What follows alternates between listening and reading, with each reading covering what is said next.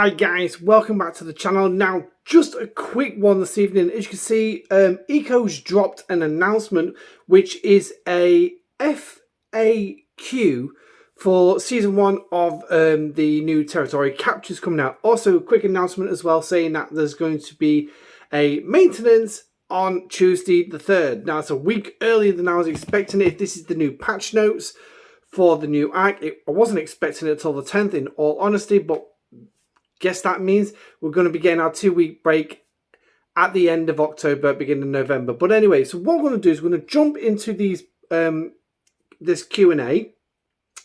I'm going to move myself to the top. I'm going to give you my opinion of the answers that they've actually given. So there's obviously Discovery. Whether or not we're going to get Discovery A coming at some point through these seasons, I do not know. Now, some of these answers are a bit telling, and you kind of knew that was coming.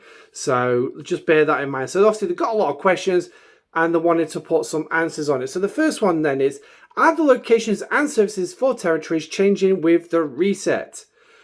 For Season 1, the services and locations of territories will remain the same, but we've added a few new services to the existing territories. So basically, we've got some new services coming in Season 1. I wouldn't expect too many new services, but they will be there. Obviously, this is the first time that they're doing the reset like this, so they didn't want to cram in too much straight out the gate, as they said.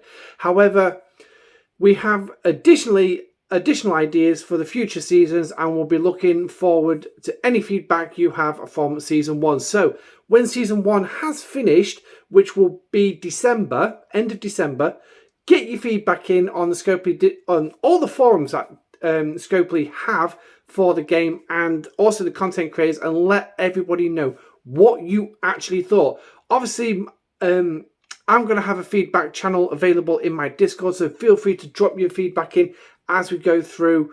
Just let us know about the pass, the structure, and how you feel it's actually going.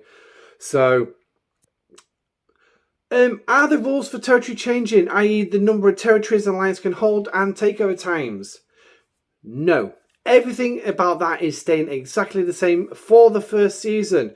Obviously, if we want to see some changes to come to that eventually, obviously we do what Scopely is asking to let them know in their official community channels as well. I'm sure the content creators like myself, I'll pass it through whatever channels that I've got access to, just to let them know, which is basically passing it on to the likes of Rev or DJ or any of the other NDA content creators. So they're the best ones to actually hammer it home for you should you need to see any changes in the following seasons. Now, obviously, any changes that we recommend through Season 1, they're going to be applied to Season 2. So please bear that in mind, that Season 2 may still run the way Scopely wanted, unless it's something that they can change pretty sheepish.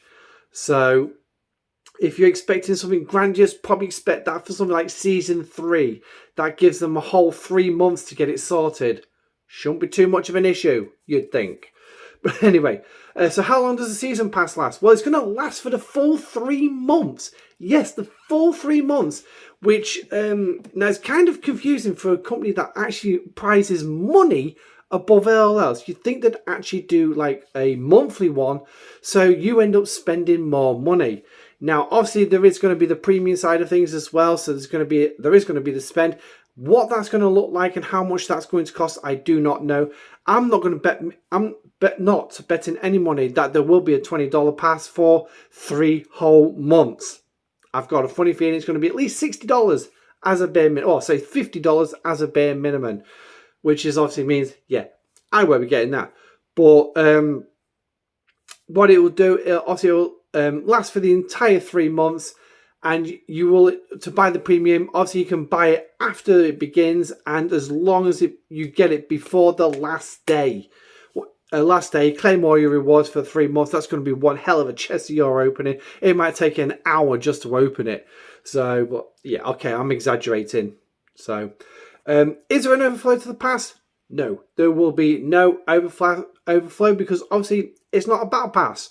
So, and it's not your loyalty chests. And it's not the Office of Pass. So it's a 3-month-long territory pass. Now, does that mean that could change? Tell Scopley you would like an overflow with your broken de-sealing rods in it. Yes, tell them we would like another way to get some broken de-sealing rods, rather than getting 1,080 every 4 weeks. We could do with probably something like about 1,200. No, sorry, it would be what, around 1,100 somewhere in there. So that would be nice. Take it down to roughly every 3 months that you'd be able to open a battle pass instead of every 4. So a battle pass, sorry, a treasury. But anyway, are there going to be any 5-star nodes? Yes, there will be, and they're going to be located in the T3 sectors. So that's your triangle-shaped 3 system in there, where you've got like your Metreon particles. You've got the jellyfish particles, jellyfish blueprints. So yes, you will be getting this. So guess what? It's going to be a limited number of alliances that can actually hold that. I think we have about 6 on the map so far of T3 sectors. So that means that potentially at least 6 alliances can get it, unless some alliances double up, in which case that's a lot of Isogen 3 they're going to need, and a lot of those what are they, progenitor stuff as well.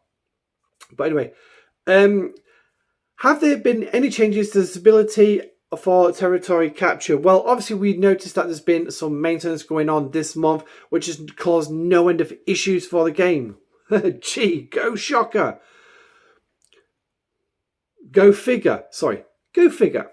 So obviously they've been down for that particular reason, is to try and sort this lag issue out. Yeah, still expect lag. I would. While we know that there are always more improvements that we can make, the team has worked hard each month to address the concerns, but we are aware that more work is needed to improve the experience when large ship battles occur in single systems. Yeah, perhaps if they thought about this one when they launched Territory, there wouldn't have been a problem. Then again, if we didn't have so much backdated crap in the game, yeah, we wouldn't have too much of an issue neither. But the biggest one everyone is actually going to be looking for is the question lower down. I heard the Monavine blueprints can be earned as a territory service. Which tier? It's going to be the tier 3 sectors. Yes, it's the ones with your jellyfish in it. Go figure. I really would have hoped it would have been at least like the tier 2 or even just the tier 1s, where they just do like so many. However, Scopley really could have expanded on this answer, you know, and throw us a bone here. Tell us how many blueprints are going to be sourced. Because I'll tell you one thing, if it's going to be 1 or 2 a week, or it could be 1 or 2 a day, yeah, 2 a day I can handle, providing we've got a tier 3 sector. So basically it's going to be a load of alliances who do not stand a cat and mouse chance of getting a Monavine on a free to play, because they just can't get the tier 3 sector unless the players either go join bigger alliances that have got these sectors for 3 whole months, if not 4 months, maybe longer, or alliances work together and rotate it over the next year just to allow players to actually obtain them.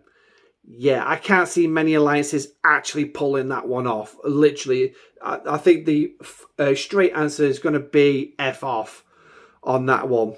But I live in hope that we can all live in harmony and work together peacefully. Yeah, right. In this game, not a chance. Anyway, last question. Are the territory Isogen nodes or particles being changed in any way for Season 1? No, they are not. They're staying exactly the same. And in fact, they're going to be adding the new resource, the chronometric particles, which will be used for the new tree extension for the territory capture Season 1. So what that research is going to look like, we do not know as of yet, but it's definitely going to be tagged on to the end of your territory tree. So you'll just have to do a bit of scrolling across just to get to it. So all your Isogen nodes are going to stay the same. But yeah, where these new chronometric particles will be sourced is going to be another question. So, what's my opinion so far? Well, for the starters, this Monavine one right here. Yeah, I think they're trying to actively encourage a lot more alliances to try and push to get hold of those T3 sectors. Now, that is something that will potentially work on the APAC servers and the US servers, no doubtably. They're going to rush around, they're going to try and do something. But when it comes to the EU servers, I don't think it's going to be as active unless you've got some big alliances who really like to push others around. So, can cooperatives be formed to actually assist with this? Yes, there is that possibility of it always happening. It goes on your server diplomacy on, well, how good diplomacy is on your server, rather than actually if you'll be able to, you know, work together. As for the new particles, yeah, they don't quite say what sectors these are going to be contained in. So, are these going to be contained in the tier 1s and tier 2s? I would hesitate to say yes, but personally, I can't see why not. Are they going to be the same as like the Isogen ones where we're going to have 3 different tiers? Lord and behold, God help us if that's what they do. I really hope that's not what they do. They keep it simple, one level, jobs are good 'un. That's what I want to see with these chronometric particles, but I guess we'll see on the 3rd of October. So, 3rd of October, maintenance, 3 hours. Is it going to be the start of the new arc? Potentially. We'll find out on Tuesday. Obviously, wait for the patch notes drop. And obviously, that is when your territory will be reset. So, just a heads up, unless you've got a big shield up before maintenance starts on the Tuesday, yeah, make sure you've abandoned territory because you will not be able to raise shields. But anyway, that's all for now.